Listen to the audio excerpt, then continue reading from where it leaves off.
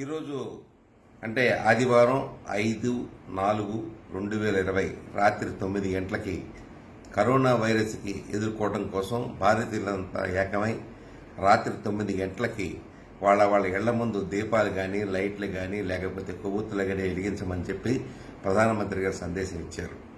అందరం కలిసి పోరాడుతున్నాం. సుమారుగా 20 రోజుల పైన అయిపోతా ఉంది. అందరం కలిసి తదేక దీక్షతో ఏదైతే సంకల్ప బలంతో మనం ముందుకెళ్తున్నామో అదే సంకల్పాన్ని మరొకసారి పునరంకితం కోసం చేసినటువంటి ప్రధానమంత్రి గారి ఆ యొక్క విషయాన్ని మనం అందరం గుర్తెరిగి అందరూ కూడా దీంట్లో పాలు పంచుకోవాలని కోరుతున్నాను. కరోనా వైరస్ చూస్తే రోజు రోజుకి విజృంభించేస్తూ ఉంది. 10 లక్షల ప్రపంచవ్యాప్తంగా చూస్తే 10 లక్షల పైన కేసులు నమోదైపోతున్నాయి. వేలాది మంది చచ్చిపోతున్నారు.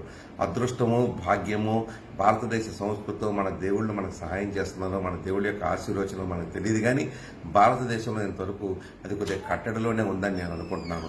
ఖచ్చితంగా ఈ విషయంలో మరొకసారి మన ప్రజలందరినీ, నా మిత్రులను, నా సోదరుని, నా ఫ్రెండ్స్ని, నా వయసు సోదరులకి, మిగతా వాళ్ళందరికీ కూడా నేను రిక్వెస్ట్ చేసి ప్రజానికానికి అందరికీ రిక్వెస్ట్ చేసేది ఏంటంటే ఖచ్చితంగా ఈ విషయంలో ప్రధానమంత్రి గారు చెప్పే ప్రకారంగా రాత్రి 9 గంటలకు మనం అందరం కలిసి ఏకోన్ముఖంగా మన ఇళ్ల ముందుకు రావటం, అక్కడ దీపాలు వెలిగించడం ఖచ్చితంగా చేద్దాం.